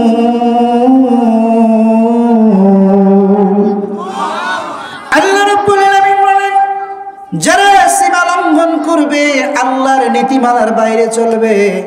আল্লাহ রাব্বুল আলামিন বলেন তারা জালেম, কারণ আল্লাহ তাআলা বলছেন ইসলাম যতটুকু সীমানা দিয়েছে এর মধ্যেই থাকতে হবে। আল্লাহ রাব্বুল আলামিন বলেন ইয়া আইয়ুহাল্লাযীনা আমানু দুখুলু ফিস-সিলমি কাফা, হে ঈমানদারগণ তোমরা পরিপূর্ণভাবে ইসলামের মধ্যে প্রবেশ করো। বলুন তো কার নির্দেশ? আরে জোরে বলুন কার নির্দেশ? সুতরাং আল্লাহ রাব্বুল আলামিনের বিধান পরিপূর্ণভাবে মানব না আংশিকভাবে মানব? জোরে বলেন পরিপূর্ণ না আংশিক? নামাজের কথা মানব, কোনো সমস্যা নেই হুজুর। রোজার কথা মানব, কোনো সমস্যা নেই। হজ করতে বলেছেন, আল্লাহ যদি তৌফিক দেয় হজ করব, কোনো সমস্যা নেই। কিন্তু হুজুর যেখানে আল্লাহ তাআলা বলেছেন আকিমুস সালাহ আকিমুস সালাহ আকিমুস সালাহ, একই শব্দ ব্যবহার করে আল্লাহ বলছেন এই কুরআনুল কারীমের মধ্যে আকিমুদ্দিন, তোমরা দিন প্রতিষ্ঠা করো, দিন প্রতিষ্ঠা করো, দিন প্রতিষ্ঠা করো। তখনই তো এক শ্রেণীর মানুষ আছে তারা বলে এই হুজুর রাজনীতির কথা কয়। আছে না নাই? জোরে বলুন আছে না নাই? আল্লাহ রাব্বুল আলামিন বলেন ওই সমস্ত মানুষ যারা কোরআনের কিছু অংশ মানে আর কিছু অংশ মানতে চায় না, আল্লাহ রাব্বুল আলামিন তাদেরকে লক্ষ্য করে বলছেন আফাতুমিনুনা বিবাদিল কিতাবি ওয়া তাকফুরুনা বিবাদ ফামা জাযাউ মান ইয়াফআল যালিকা মিনকুম ইল্লা খিzyun ফিল হায়াতিদ দুনিয়া ওয়া ইয়াউমাল কিয়ামাতি ইউরাদ্দুনা ইলা আশাদ্দিল আযাব। আল্লাহ রাব্বুল আলামিন বলেন তোমরা কি এই কোরআনের এই কিতাবের কিছু অংশ মানবে আর কিছু অংশ পরিত্যাগ করবে নাকি? তোমরা নামাজ রোজার কথা মানবে, দিন প্রতিষ্ঠার কথা মানবে না। তোমরা ব্যক্তি জীবনের কিছু অংশ মানবে, পরিবারের সমাজে রাষ্ট্রে ইসলাম চাইবে না, ইসলামটাকে আলাদা করে রাখবে। এর মধ্যে আল্লাহ রাব্বুল আলামিন বলছেন তোমাদের মধ্যে যারা এরকম করবে মনে রেখো ফামা জাযাউ মান ইয়াফআল যালিকা মিনকুম, তোমাদের মধ্যে যারা এরকম করবে মনে রেখো ইল্লা খিzyun ফিল হায়াতিদ দুনিয়া, তারা দুনিয়ার জীবনে পাবে লাঞ্ছনা অপমাননা, আর কিয়ামতের ময়দানে তাদের জন্য রয়েছে কঠিন আযাব। কে বলছেন? জোরে বলেন কে বলছেন? নমুনা পাইছেন না? নমুনা পাইছেন কিনা? যারা কোরআনকে সহ্য করতে পারতো না, কোরআনের নামাজ পড়লে কিছু বলতো না, রোজা করলে কিছু বলতো না, আর নামাজ পড়ার জন্য মডেল মসজিদও নির্মাণ করা যায়, কিন্তু ওই মসজিদের মিম্বারে বসে ইমাম সাহেবগণ খতিব সাহেবগণ হক কথাগুলো কোরআনের কথাগুলো দিন প্রতিষ্ঠার কথাগুলো বলতে পারে না। এই কথা বলেন ঠিক কিনা? আল্লাহ রাব্বুল আলামিন বলছেন ইল্লা খিzyun ফিল হায়াতিদ দুনিয়া, দুনিয়ার জীবনে তাদেরই থাকবে অপমাননা লাঞ্ছনা, দুনিয়ার জীবনে জিল্লতির জীবন হবে, পরকালে তো আযাব আছে। বাংলার জমিনে জিল্লতি, বাংলার জমিনের প্রত্যেকটা মানুষকে আল্লাহ দেখাইয়া দিছে না দেয় না? সুতরাং কোরআনকে আংশিক মানবেন না পরিপূর্ণ মানবেন? বলেন আংশিক মানবেন না পরিপূর্ণ মানবেন?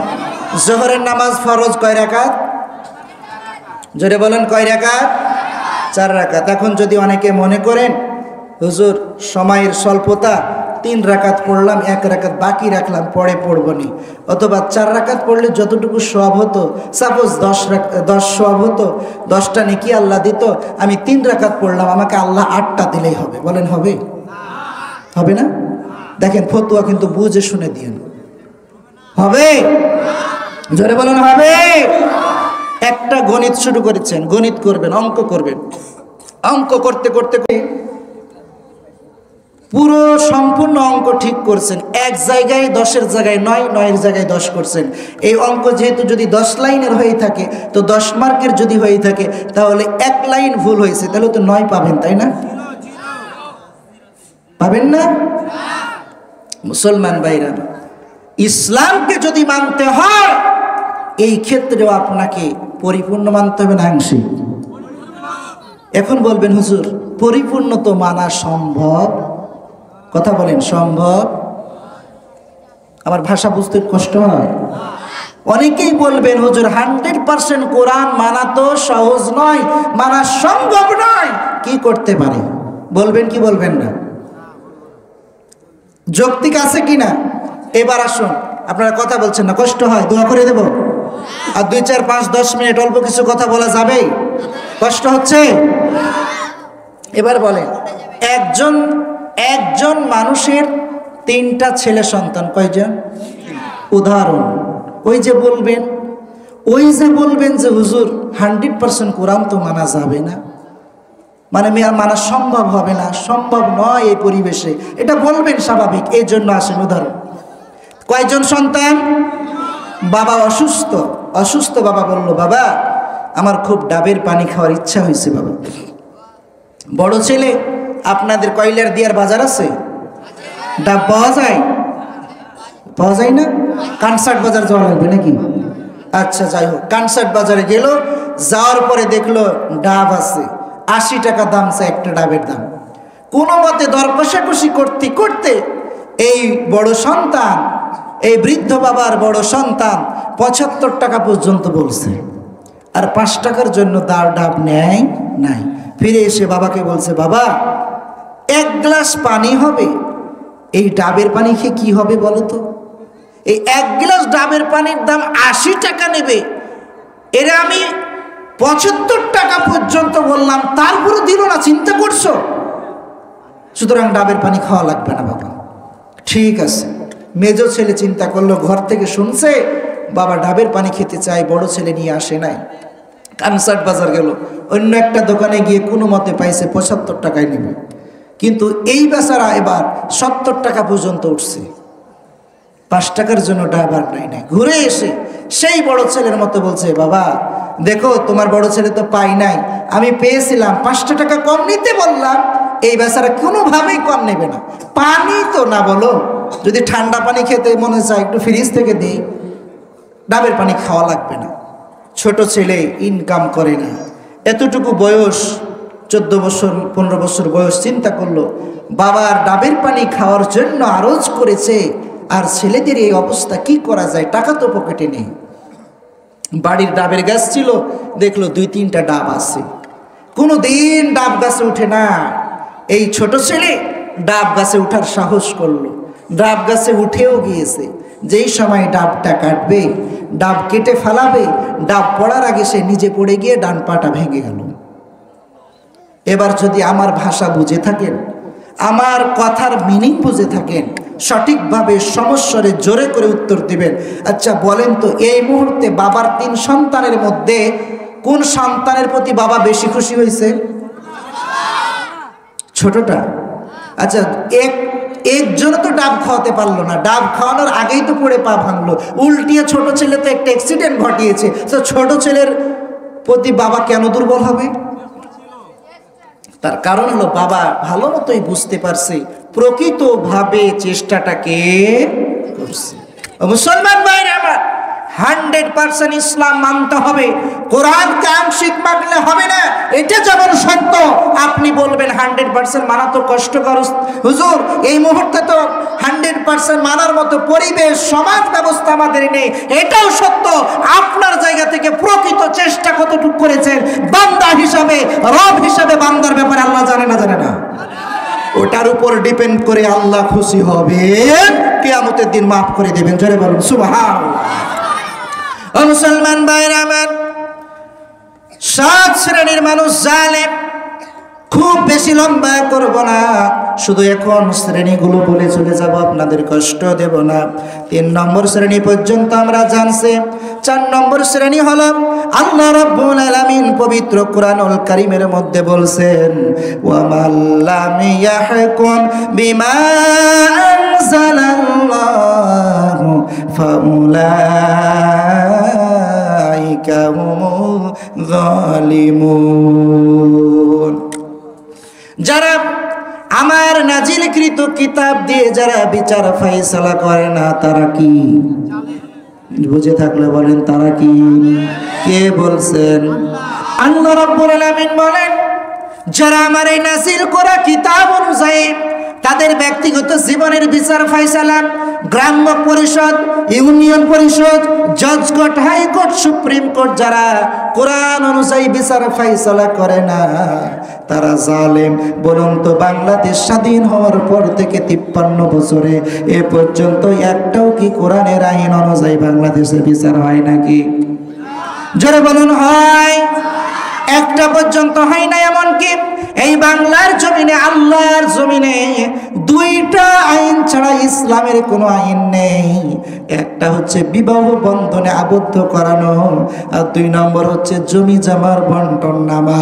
এই 2টা আইন ছাড়া আল্লাহর জমিনে বাংলাদেশে কোরআনের কোনো আইন নাই। বাকি যা আছে সব মানুষের বানানো তাগুতের শয়তানের আইন। কথা বলেন ঠিক না? ও মুসলমান ভাইরা আমার, এক শ্রেণীর মানুষ ভাই বলে, মোল্লারা কোরআনের কথা বলে, কোরআন অনুযায়ী সমাজ পরিচালনার কথা বলে। মোল্লাদেরকে যদি আপনার সমর্থন করেন, খুব সাবধান, কারণ মোল্লাদেরকে যদি সমর্থন করেন তাহলে তারা চোরের হাত কাটার আইন করবে, হাত কিন্তু থাকবে না। বন্ধুরা একটু বুঝে থাকলে বলুন তো, আমার প্রশ্ন হলো, হাত কাটার ভয় তো সেই করবে যে চোর। কথা বলেন ঠিক না? আমি চুরি যদি না করি আমার হাত কাটার ভয় হবে কেন? তারা বলে মোল্লাদেরকে যদি সংসদ ভবনে যদি পাঠায় দেন, মনে রাখবেন সেটা ব্যভিচার করার জন্য পাথর মেরে মেরে হত্যা করবে, দেশ থেকে বের করে দেবে, তাদেরকে সমর্থন দেওয়া যাবে না। বাইরে আমার প্রশ্ন হলো, তুমি যদি জেনা ব্যভিচার না করো, পরনারী নিয়ে খেলতামাশা না করো, তোমার মৃত্যুর ভয় কেন? কারণ হলো, দিনে তুমি জনপ্রতিনিধি সাজো, আর রাতের অন্ধকারে তুমি নাইট ক্লাবে নারী নিয়ে খেলা করো। আর তুমি ভালো করে জানো, কোরআনের আইন যদি পাশ হয়ে যায় তাহলে চোরের হাত কাটার আইন পাশ হবে। মুরগি চোর, ছাগল চোর, চাউল চোরের, মসজিদের জুতা চোরের হাত কাটা যাবে না। সবার আগে আমাদের মতো হাত কাটা যাবে যারা কলমের খোঁচাই খোঁচাই কোটি কোটি টাকা বিদেশে পাচার করে, তাদের হাত আগে কাটা যাবে। তারা জানে, এই জন্য তারা কোরআনের আইন চায় না। ঠিক না বেঠি? তাহলে কেন তাদের ভয় থাকবে? একজন ইসলামের বিধান হচ্ছে এই সমস্ত বিধানগুলো ওপেন প্লেসে করতে হবে, জনগণের সামনে করতে হবে। একজন জেনা ব্যভিচার করেছে, বাইতুল মোকাররমের সামনে কোমর পর্যন্ত গেড়ে দিয়ে বিবাহিত যদি হয়, রজমের আঘাত করে, পাথরের আঘাত করে করে রজমের বিধান বাস্তবায়ন করুন।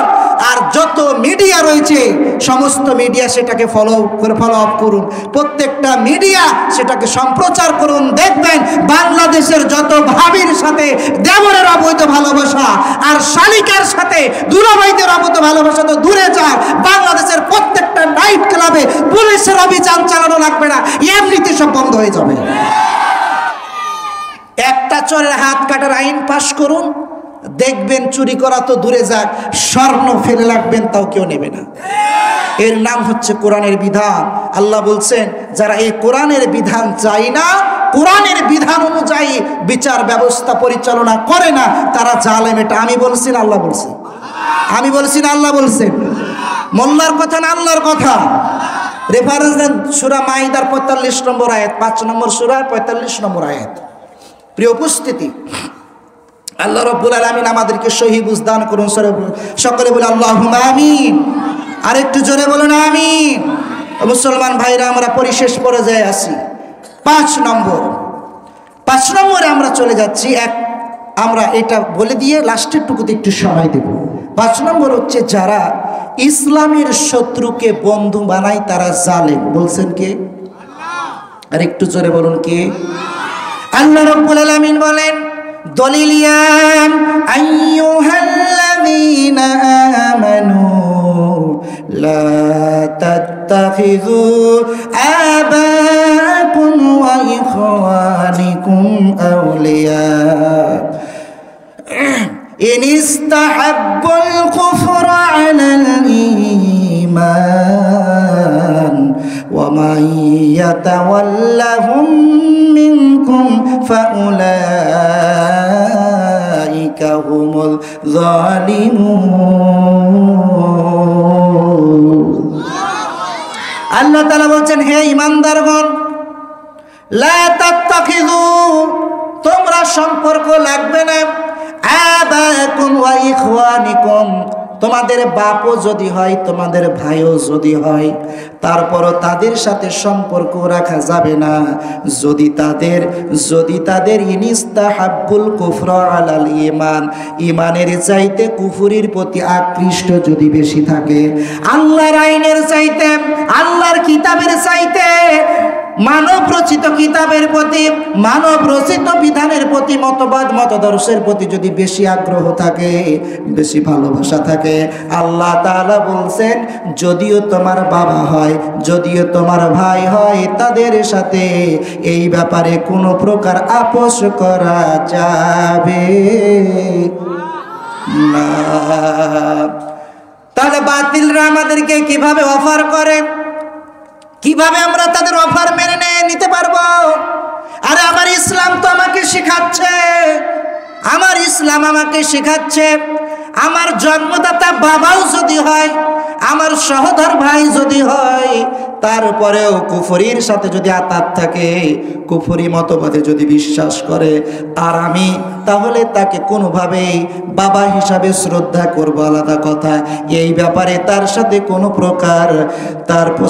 কোনো প্রকার আমাদের সমঝোতার সুযোগ নাই। তো বাবার সাথে যেখানে সুযোগ নাই সহোদর ভাইয়ের সাথে সুযোগ নাই, তুমি কে? তোমাকে তো আমি চিনি না। তুমি যত বড় নেতা হও না কেন, তুমি যত বড় দলীয় প্রধান হও না কেন, তুমি আজকে কোরআনের বিধানকে তুমি মেনে নাও, আমি সঙ্গে সঙ্গে তোমার পক্ষে স্লোগান দিতে রাজি আছি না। জোরে বলুন ঠিক না বেঠিক? আল্লাহ তাআলা বলছেন এইভাবে এবার খুব খেয়াল করেন, যারা এরকম ভাবে কুফরিকে বেশি ভালোবাসে ঈমানের চাইতে, কুফরি মতবাদকে বেশি ভালোবাসে, তাদেরকে যারা মেনে নেয় আপোষ করে, আল্লাহ বলেন ফাউলাইকা হুমুজ যালিমুন, তোমরা জালিম তোমরা জালিম তোমরা জালিম।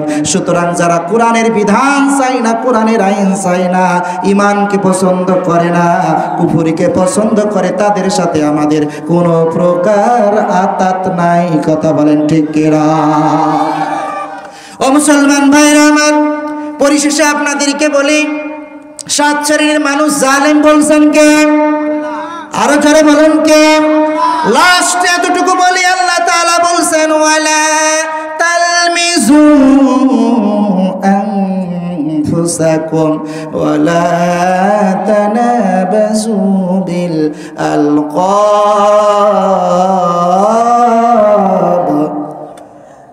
বিসাল ইসমুল ফুসুক বাদাল ঈমান ওয়া মান লাম ইয়াতুব ফাউলাইকা হুমুল যালিমুন। আল্লাহ তাআলা বলছেন তোমরা কখনো অন্যকে দোষারোপ করো না, তোমরা কখনো মানুষকে মন্দ নামে ডেকো না, অন্যকে দোষারোপ করো না, নিরপরাধ মানুষকে অপরাধী বানায়ও না। বাংলাদেশে তো এটা নেই, জোরে বলুন আছে? বাংলাদেশে থাকলেও কানসার্ট চাপাই না বাবুগঞ্জে নেই, আছে। অপরাধ করে একজন, পুলিশে গ্রেফতার করে আরেকজনকে, আছে না নাই? অপরাধ করে একজন, জেল জুলুমের আসামি হয়ে যায়, জেল জুলুমের শিকার হয় আর একজন, ফায়দা লুটে একজন। আল্লাহ তাআলা বলছেন, খবরদার খবরদার তোমরা এইরকম ভাবে মানুষের উপরে জুলুম করো না, মানুষকে দোষারোপ করো না, নিরপরাধ মানুষগুলোকে তোমরা অপরাধী বানাও না। তোমরা যারা নিরপরাধী মানুষকে অপরাধী বানাও, ফাউলাইকা হুমুল জালিমুন, তারা জালেম, তারা জালেম, তারা জালেম। বলছেন কে? জোরে বলুন, কে বলছেন? বাংলাদেশে দেখুন, বাংলাদেশে দেখুন অসংখ্য জায়গায় এরকম হয়েছে, অহরহ শত সহস্র এরকম হয়েছে। একজন আলেমের বিরুদ্ধে ডজন বাই ডজন মামলা পড়ে গিয়েছে, অথচ কিসের মামলা আলেম কিছুই জানে না। রাগ করছেন? খুব বেশি কষ্ট হয় না যে হুজুর এগুলো কি বলা শুরু করলো? আমি কি অসত্য কথা বলছি? আর এই পরিস্থিতি যে হয় এবং এরা যে জালেম, এটা কি আমি বলছি না আল্লাহ বলছেন? সূরা হুজরাত 49 নম্বর সূরার 11 নম্বর আয়াত খুলে দেখেন। মোবাইল আছে, অনেক অ্যাপসে আছে, দেখেন, খুলে দেখেন। আল্লাহ বলছেন, খবরদার তোমরা অন্যের উপর দোষারোপ করো না, অন্যের উপর দোষারোপ করো না। কারণ যদি করে থাকো তো জালেম কে বলছেন? আর একটু বলুন, কে বলছেন? আর 2-4-5 মিনিট থাকা যাবে? বলুন। একটা কাক, সরি, এক কবুতর আর এক পথিক। এক পথিক খুব কষ্ট করে একটা পথ পাড়ি দিচ্ছেন, খুব চৈত্র বৈশাখ মাসে বিশাল পথ পাড়ি দেওয়ার পরে চিন্তা করলো, আমার তো খুব কষ্ট হচ্ছে। একটা বট গাছ পেয়েছেন, সে বট গাছের নিচে তিনি অবস্থান করলেন বিশ্রাম নেওয়ার জন্য। তার কাছে একটা ব্যাগ ছিল, সেই ব্যাগ মাথার নিচে বালিশ বানিয়ে শুয়ে পড়ল। উপরে বসেছিল এক কবুতর। চিন্তা করলো, আহারে পথিক, তুমি সেখানে অবস্থান করছো, একটু বিশ্রাম করবে, ক্লান্ত মানুষ, আর এই সূর্যের কিরণ, সূর্যের আলো তোমাকে তো ঠিক মতো ঘুমোতে দিচ্ছে না। এই সূর্যের আলো চেহারার উপরে পড়ছে, কাজেই যেই গাছের পাতার যেই ফাঁকা জায়গাটা দিয়ে সূর্যের আলো ঘুমন্ত পথিকের উপর পড়ছিল, সেই জায়গায় সেই ডালে গিয়ে মায়াবী কবুতর 2টা ডানা মেলে বসে গেল, যাতে করে উপর থেকে আসায় রৌদ্রের আলোটা তার ডানার মধ্যে লাগে, জমিন পর্যন্ত না পৌঁছে পথিকের কষ্ট না হয়। কিছুক্ষণ পরে সেখান দিয়ে উড়ে যাচ্ছিল মিস্টার কাক। কাক উড়ে যাওয়ার সময় এক কাজ করে দিয়ে চলে গেল। বুঝতে পারছেন কি? পায়খানা করে দিয়ে চলে গেছে। এই পায়খানা আর এদিক ওদিক না পড়ে ঘুমন্ত এই পথিকের কপালের উপরে গিয়ে পড়ছে। যখন কপালের উপর গিয়ে পড়ছে, হঠাৎ করে যে আহারে কি অবস্থা, দেখে তো হাই হাই আস্তাগফিরুল্লাহ। এখন কি করা যায়? এই আসামিকে উপর দিক থেকে তাকিয়ে দেখে, উপর দিকে চেয়ে দেখলেন যে মায়াবী কবুতর ডানা মিলে বসে আছে। প্রিয় বন্ধুগণ, এই পথিক খুব জোরালো ভাবে প্রস্তুতির ইচ্ছে, কিভাবে অন্যায়ের প্রতিবাদ করা যায়, কিভাবে অন্যায়ের প্রতিশোধ নেওয়া যায়। এই প্রতিশোধ নিতে গিয়ে তিনি ডানে বামে সামনে পিছনে খুঁজতে লাগলেন, কি দিয়ে প্রতিহত করা যায়, কি দিয়ে আঘাত করা যায়। কোনো ঢেল খুঁজে পান কিনা, কোনো পাথর খুঁজে পান কিনা। একটা পাথর খুঁজে পাইলেন, এই পাথর দিয়ে ওই মায়াবী কবুতরের বক্ষ বরাবর খেয়াল করে নিক্ষেপ করলেন, ছুঁড়ে মারলেন। ওই মায়াবী কবুতরের বক্ষ বরাবর লেগে গেল। আল্লাহর সৃষ্টি কবুতরটি আল্লাহর জমিনে পড়ে গেল, দুনিয়া থেকে ছটফট করে বিদায় নিল। ও বাংলার মুসলমান চাঁপাইনবাবগঞ্জবাসী, যদি বুঝে থাকেন তাহলে বলুন তো, অপরাধ করেছিল কে? জোরে বলুন, অপরাধ করেছিল কে? আর জুলুমের শিকার হলো কে? জুলুমের শিকার হলো কে? কবুতর। এইরকম ভাবে এরকম বর্তমানে এমন কিছু মানুষ রয়েছে, ছিল, আছে, থাকবে, যারা জালেমের ভূমিকা পালন করবে, যারা একজন অন্যায় করবে আর অন্যজনের উপর জুলুম করে প্রতিশোধ নেবে। কথা বলেন ঠিক কিনা? তাদের ক্ষমতার মসনদকে পাকাপোক্ত করতে গিয়ে যেই দিন আল্লামা সাঈদী মারা গেলেন, যেই দিন আল্লামা সাঈদী মারা যান, দুনিয়া থেকে বিদায় করলেন, সেই দিন শুক্রঞ্জন বালি নামের সেই ভারতে পাচারকৃত হিন্দু পর্যন্ত আল্লামা সাঈদীর পক্ষে এসে সেদিন সাক্ষী দিয়েছে না দেয় নাই? দিয়েছে। অথচ সেই অন্যায়ের প্রতিশোধ নিতে গিয়ে সে কে অন্যায় করেছে আর কে করে নাই তারা যাচাই বাছাই করেও না করার মতো করে তারা তাদের ক্ষমতার মসনদকে টিকিয়ে রাখার অর্থে দেলু সিকদারকে দেলওয়ার হোসেন সাঈদী বানিয়ে জুলুমের পর জুলুম করে 13টি বছর কারাগারে রেখেছে। কথা বলে ঠিক না? প্রিয় উপস্থিতি, যারা সামনে যে বা যারা আল্লাহ যাদেরকে ক্ষমতা দেবে অথবা সমাজ প্রতিনিধি বানাবে, শিক্ষা অর্জন করুন। জালেমের ভূমিকায় যেন আপনি না থাকেন। আপনি যেই হন না কেন আল্লাহ ছেড়ে দেন কিন্তু ছাড় দেয় না। কথা বলেন, আল্লাহ ছেড়ে দেয় কিন্তু ছাড় দেয় না। দুনিয়াতে এসে আপনি আপনার দলের নামকরণ করেছেন, কেউ বা আওয়ামী লীগ, কেউ বা বিএনপি, কেউ বা জাতীয় পার্টি, কেউ বা জাসদ, কেউ বা বাসদ, কিন্তু আল্লাহর কাছে এগুলোর ভ্যালু নাই। আপনি কি করছেন এটা আল্লাহ দেখবেন। সুতরাং যারা জুলুম করেছে তাদের পরিণতিটা কি হয়েছে এটা দেখে শিক্ষা অর্জন করো। আর যদি শিক্ষা অর্জন না হয়, এই বাংলার মুসলমান 56,000 সোনার বর্গ মাইলের সোনার বাংলাদেশে কোন দল এটা দেখবে না? কোরআন হাদিসের বিরুদ্ধে লাগবেন, আলেম ওলামার বিরুদ্ধে রাখবেন, টেনে গদি থেকে নামাবে। আপনি যেই হন না কেন, যারাই হন না কেন, শিক্ষা অর্জন করুন। কিভাবে? আমরা অতীতে বলেছি ফেরাউনের ইতিহাস থেকে শিক্ষা নিন, অতীতে বলেছি নমরুদের ইতিহাস থেকে শিক্ষা নিন, অতীতে বলেছি সাদ্দাদের ইতিহাস থেকে শিক্ষা নিয়ে ফিরে আসুন। আজকে বলি আমরা ফেরাউন নমরুদের ইতিহাস থেকে শিক্ষা নেওয়ার প্রয়োজন নাই। বাংলার মুসলমান, তোমরা বিগত 16 বছরের লেডি ফেরাউনের জুলুম থেকে শিক্ষা নিন।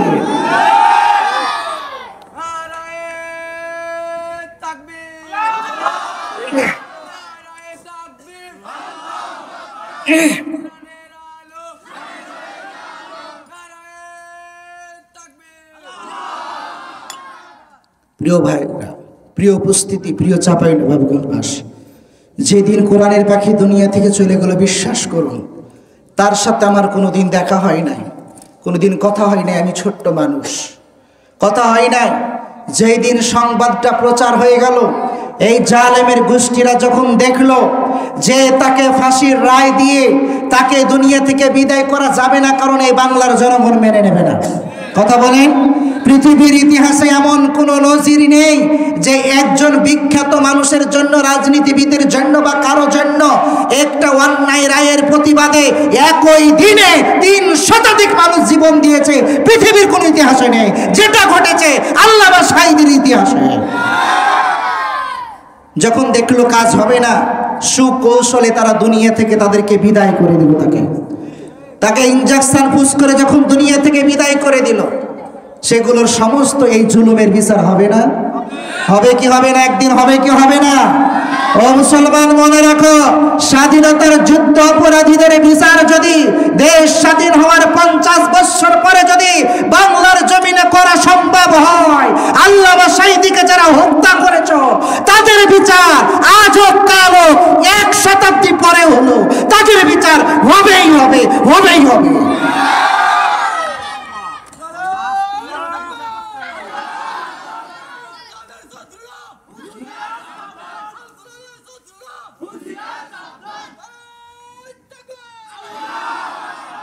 প্রিয় উপস্থিতি, যখন যেটা বলছিলাম, যেদিন সংবাদটা চলে আসলো, ভিতরটা চেনে কেমন দমড়ে মুচড়ে যাচ্ছিল।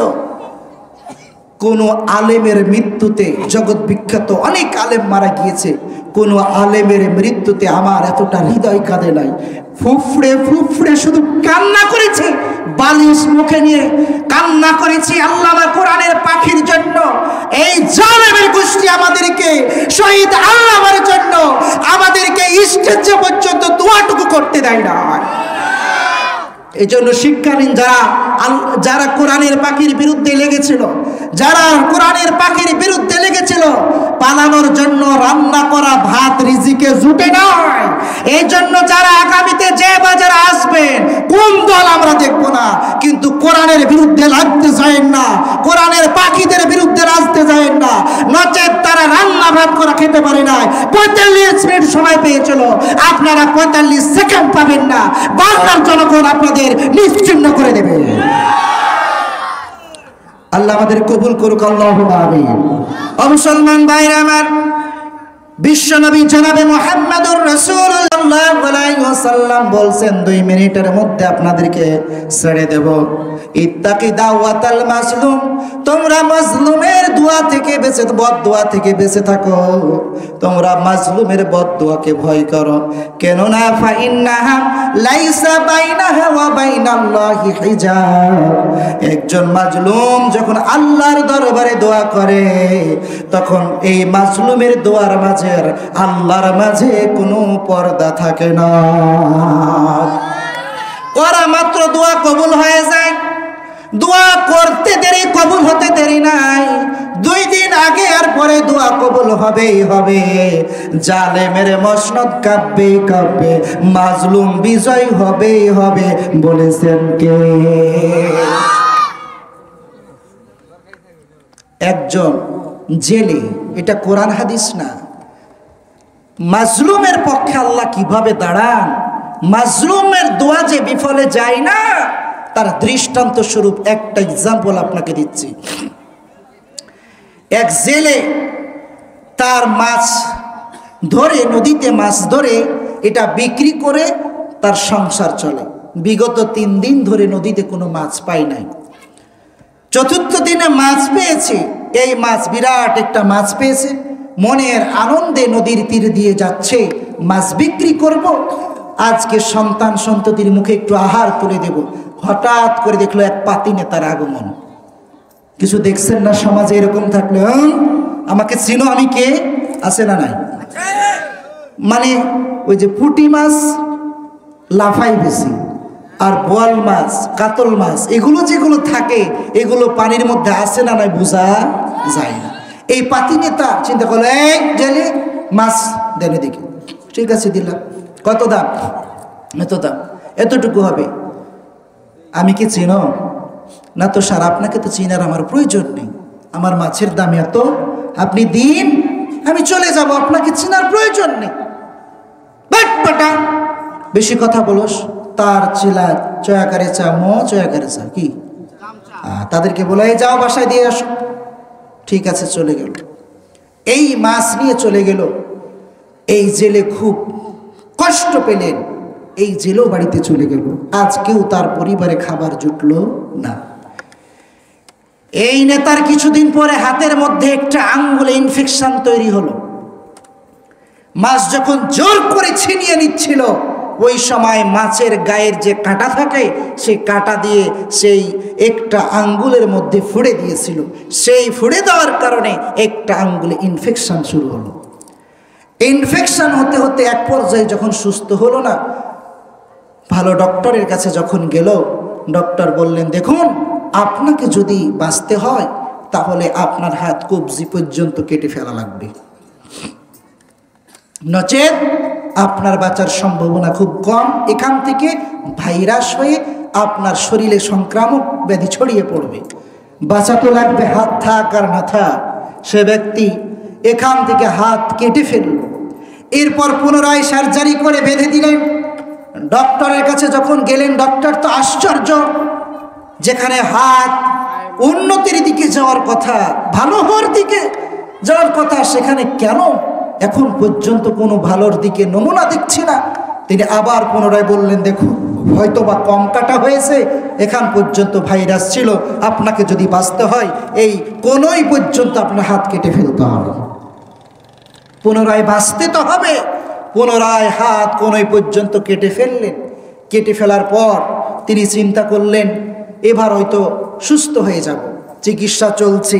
এবার ডক্টরের কাছে গেলেন, যাওয়ার পরে দেখালেন, হাত খুলে দেখে ডক্টর বলল, ব্যাপার কি, এইরকম রুগী তো আমি জীবনে দেখি না। তিনি বললেন, আপনি কি জীবনে এমন কোনো পাপ করেছেন যেই পাপের প্রায়শ্চিত্ত আপনাকে করতে হচ্ছে? আমি জীবনে অনেক রোগী পেয়েছি, কিন্তু আপনার মতো রোগী তো আমি পাই নাই, যেখানে সুস্থতার দিকে যাওয়ার কথা কোনো সুস্থতার লক্ষণ লেশ মাত্র পাওয়া যাচ্ছে না। তিনি সেখান থেকে যতটুকু ট্রিটমেন্ট নেওয়ার নিলেন, ফিরে আসলেন। এই নেতা শুয়ে শুয়ে চিন্তা করছেন, আমি কি পাপের এটা প্রায়শ্চিত্ত হতে পারে। তিনি চিন্তা করলেন, এক পর্যায়ে ধরা পড়ল আমার সূচনা তো হয়েছিল ইনফেকশনের সেই মাছের কাঁটা থেকে। তাহলে কি এমন কোনো কিছু হলো নাকি, যেই জেলের মাছ জোর করে নিয়ে আসলাম, সেই জেলে কি আজকে আমাকে কোনো প্রকার জাদুটনা করে আমার ক্ষতি করছে নাকি? জেলের সন্ধানে এবার ছুটে পড়ল। জেলেকে খুঁজতে খুঁজতে খুঁজতে খুঁজতে এক পর্যায়ে জেলের সন্ধান পাওয়া গেল। জেলের সন্ধান পেয়ে গেলেন। তিনি জেলের বাড়ি থেকে জেলের বাড়িতে গিয়ে জেলেকে ডাক দিয়ে বের করে বললেন, দেখুন আমার সেই পরিণতি হয়েছে, আমি সেই ব্যক্তি, আমার এই পরিণতি হয়েছে। আপনি কি আমাকে কোনো জাদুটনা করেছেন নাকি? যদি করে থাকেন যা টাকা লাগে নেন, কিন্তু আপনি আমাকে এখান থেকে উদ্ধার করেন। প্রিয় চাঁপাইনবাবগঞ্জবাসী, সেই দিনে এই ছেলে বলেছিল, আপনি নাকি নেতা, আমি আপনাকে চিনতাম না। যেই দিন আপনি আমার কাছ থেকে জোর করে মাছটা নিয়ে চলে যান, তার কিছুক্ষণ পূর্বে আমার মুখে হাসি ছিল। আমি ভাবছিলাম সন্তানদের মুখে একটু আহার তুলে দিব, হাসি ফুটাতে পারবো। 3 দিন থেকে আমার সন্তানগুলো অনাহারে ছিল। আপনি আপনার ক্ষমতা দেখিয়ে আমার মাছটা নিয়ে চলে গেছেন। আমি কোনো জাদুটোনা করি নাই, আমি কোনো জাদুবিদ্যা জানি না, আমি কিছুই করি নাই। আমি সেই দিন আপনি আমাকে ন্যায্য প্রাপ্য টাকাটা, আপনি মাছের দামটা দেন নাই। আজকে আপনি বিপদে পড়ে কত টাকা চাই তত টাকা আপনি দিতে চাচ্ছেন। আমি সেই দিন শুধু এতটুকু বলেছিলাম, আপনি যখন আপনার ক্ষমতা দেখিয়ে মাছ ছিনিয়ে নিয়ে চলে গেলেন, আমি ভাবলাম আজকেও তো আমার সন্তানগুলো আহাজারি করবে ক্ষুধার যন্ত্রণায়। আমি শুধু মহান রবকে নদীর পাড়ে ডাক দিয়ে বলেছিলাম, ইয়া মালিক, হে রব্বুল আলামিন, এই দুনিয়ার জমিনে এই নেতার ক্ষমতা দেখিয়ে আমার অনাহারে থাকা শিশুর মুখের আহারটাকে ছিনিয়ে নিয়ে চলে গেল। মাবুদ, যদি তোমার কোনো ক্ষমতা থাকে, এই নেতার উপরে তোমার ক্ষমতাগুলো একটু দেখাও। প্রিয় চাঁপাইনবাবগঞ্জবাসী, আমি বুঝাতে চাইলাম যে আল্লাহ জালেমের বিরুদ্ধে আর মাজলুমকে কিভাবে সহযোগিতা করে। রাসূল যে বলছেন, ফাইন্নাহা লাইসা বাইনাহা ওয়া বাইনাল্লাহি হিজাব, মাজলুম যখন বদদুয়া করে তখন তার মাঝে আল্লাহর মাঝে কোনো ব্যবধান, কোনো পর্দা লেশমাত্র থাকে না। দোয়া করতে দেরি, কবুল হতে দেরি না। আল্লাহ সুবহানাহু ওয়া তাআলা, রাসূল যে বলছেন তার বাস্তবতা আমি তুলে ধরার চেষ্টা করেছি। ঠিক একই রকম বাংলার জমিনে যত মাজলুম আলেম ছিল, যত মাজলুম আলেমের চোখের পানি, যত ইসলামী আন্দোলনের নেতা কর্মীদের চোখের পানি, যত মুসলিম প্রাণ প্রিয় মানুষের চোখের পানি আল্লাহ তাআলা কখনো ফেরত দেন না, ফিরে যেতে দেয় না। সময়ের ব্যবধানে আল্লাহ মাজলুমদেরকে পক্ষে নিয়ে মাজলুমের দোয়া কবুল করেছেন, জালেমদের মসনদ কাঁপিয়ে তাদেরকে বিদায় করেছেন। সুতরাং আবারও বলি, শিক্ষা অর্জন করো, কেউ জুলুমের পর্যায়ে যেও না। ও মুসলমান ভাইরা আমার, পরিশেষে আমি আপনাদেরকে এতটুকু বলি, ভবিষ্যতে যদি আপনাদের আমাদের জন্য এরকম কোন সূচনা তৈরি হয়, কোন পরিবেশ তৈরি হয় যে আমাদের অবর্তমানে জোর করে জুলুম করে কোন জালেমরা রাজত্ব করছে, কোন মাজলুম অবস্থায় আমাদেরকে আবার ফিরে যেতে হতে পারে, তার প্রতিরোধ করে তুলতে, তার প্রতিবাদ করতে এই চাঁপাইনবাবগঞ্জের জওয়ান তরুণ যুবকেরা, যদি আমাদের হাত যায় আমরা হাত দিয়ে দেব, যদি আমাদের পা যায় আমরা পা দিয়ে দেব, যদি বুকের তাজা রক্ত বিলিয়ে দিতে হয় আবু সাঈদের মতো বুক পেতে দেব। বাতিলকে কখনো পুরো অবস্থায়, জালেমদেরকে বাংলার 1 ইঞ্চি মাটি ছেড়ে দেব না। রাজি আছে কারা? 2টি হাত আল্লাহকে দেখা দাও।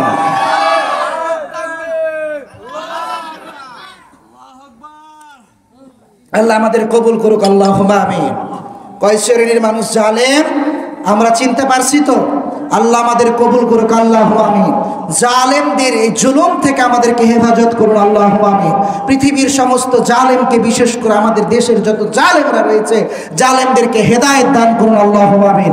যদি হেদায়েত না থাকে কপালে, যুগে যুগে জালেমদের পরিণতি যেরকম হয়েছে তাদেরকে সেই রকম পরিণতি করে আল্লাহ ধ্বংস করে দিন। জোরে বলেন আমিন।